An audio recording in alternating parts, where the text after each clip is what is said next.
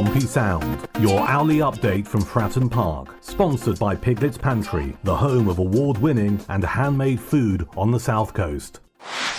Adrian Segecic has spoken for the first time about his reasons for joining Pompey. Once I had a chat with the gaffer, that was it done.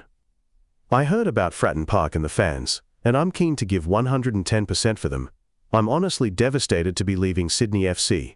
This club has been my home for almost a decade, but I know I have to test myself and find out how far I can take my career. I'm so excited for what's ahead of me in England, but I'll always be grateful to Sydney FC for the incredible opportunities they've given me. Thank you to all my coaches, the staff, my teammates, and of course to the amazing members and fans who have supported me every step of the way. He didn't say those things out loud. It was written up on Pompey X, so we had to put an Australian AI voice on it. Forgive us if he isn't quite such a baritone as all that. Interesting words, though, few of them.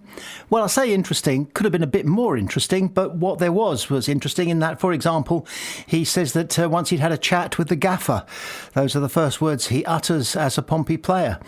Do they call the manager, head coach, a gaffer in Australia? I don't suspect so, but it's possible. Because if it's not the case, then you're drifting into the possibility that he signed his name to a statement that was written for him by somebody in the Pompey X press office, and there's nothing wrong with that. It's perfectly lawful, perfectly normal. Quite a few footballers, when they used to run tweets at the foot of the page, the screen I should say, when you're watching Match of the Day, those tweets were done for them, and it's quite possible that these words were cobbled together, and he was asked, do you agree with this? And he'd go, yep, that's fine. Once I had a chat with the gaffer. Do Australians have chats? Yes, they do, don't they? They sledge more than they chat, but I'm thinking of cricket, I guess, there. He says he'd heard about Fratton Park and the fans. Now, it's de rigueur for all new arrivals at Fratton Park to say how much they have heard about the fans and how much they're looking forward to playing in front of the fans. And so we half expect it. It helps us live up to our own PR, really, which is gradually drifting towards being pound for pound, penny for penny, per head. We're the best, the loudest, the noisiest, the most consistent. And we are positive. We stay positive. We do not jeer our side, whatever the result. There was a time when we did, and boo the manager and boo some players. One player in our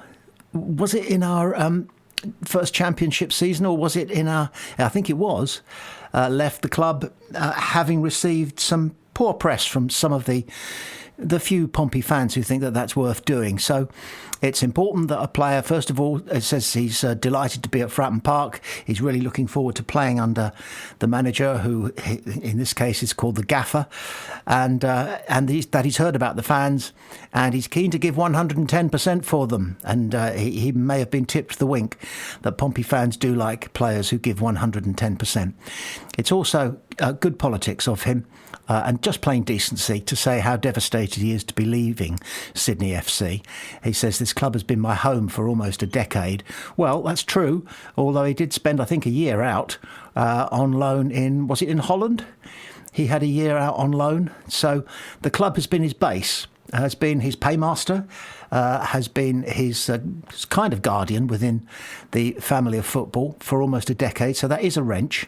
And he signed, we believe, for 3 years, I've read, which is a good, juicy contract. He goes on, I know I have to test myself and find out how far I can take my career. I think this is the be-all and end-all for him. Is he a world-class player? Is he a Premier League player? Can he play in the best league in the world? Can he play with the best players in the world? That's what he wants to do. That's what every footballer should do, but that's what every Australian has to do, because they're Australians and that's how they play their sport. He finishes, I'm so excited at what lies ahead for me in England, but I'll always be grateful to Sydney for the incredible opportunities they've given me.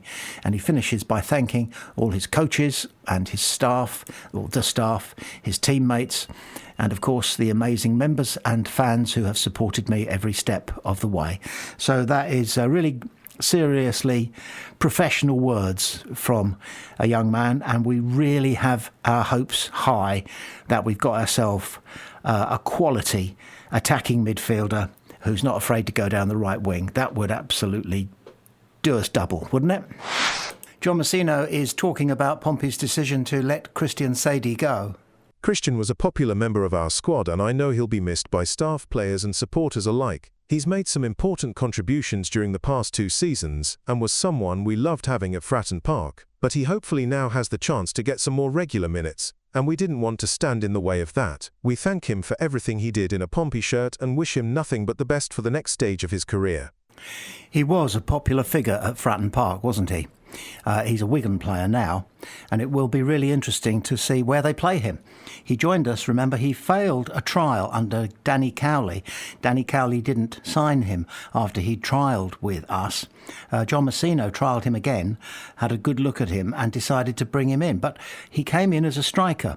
He no doubt saw himself and has seen himself all of his junior career, youth career, as a striker, as a number 9, a target man. And what a target man he would be if he could pull it off. But he didn't have the particular skills for holding the ball up that Colby Bishop, for example, is 5-star at, 6-star at. And he didn't quite have the nose for the goal. So he didn't quite pull it off as a number 9. But when he came on as a number 10, particularly when we could bring him on after 65 minutes, we knew what we were going to get. And the opposition didn't until they saw what he could do. And then they didn't really want to be around him. There's an adage in boxing. My dad was a boxer, and he always used to say a good big un will beat a good little un. And that's largely true of all the contact sports. Size and height matter. Of course, speed and ability, footballing ability, ball control, intelligence, a good ability to pass, knowing where to position yourself when the opposition have got the ball, knowing how to win the ball cleanly and come away with it as opposed to just doing a crunching tackle. All of these things add up to being a good footballer. But if you're the size and you have the way of imposing yourself on a 50-50, as Christian did and still does, then you're going to be of value to your team in that regard, and you're going to be of value to the fans because we love it. And credit to John Messino for converting him into a number 10. But as I said at the start of this reaction, it'll be interesting to see whether Wigan play him as an out-and-out number 9, or whether they have him continue the role that he's been so popular playing for Pompey. And once again, for the umpteenth time, we wish Christian SAYDEE all the very, very best, as long as he doesn't score against us, ever. Kicking off his weekly chat with Pompey Sound, Steve Bone was asked for his reaction to the signing of Adrian Segecic. A signing at last, yeah. Well, I say at last. I mean, it's not really at last, is it? Because we're still only in mid-June and the window hasn't been open that long, really. Opened and closed and opened again. But I think you're always pleased to get the first signing through, aren't you? I think people worry if the first one doesn't arrive too soon, and this does look a good one, doesn't it? He looks quite a hot prospect. He really does. I've been watching his all 18 goals that he scored last season on a little thread this morning that Pompey News now put out, and there's a nice variety of goals actually. A couple of tap-ins, but a couple from 12-15 yards, a couple from outside the box. Looks like he likes to shoot from wherever he can if he thinks he's got a chance. Very good left foot on him. And we hear that he's quite versatile as well. Can play number 10, can play wide, which is what you need these days. I mean, so many more and more players are that versatile these days, aren't they? And you need that. You need to be able to switch people around and different players to cover different positions. So, yeah, quite excited by it, really. It's a good start to the summer's business.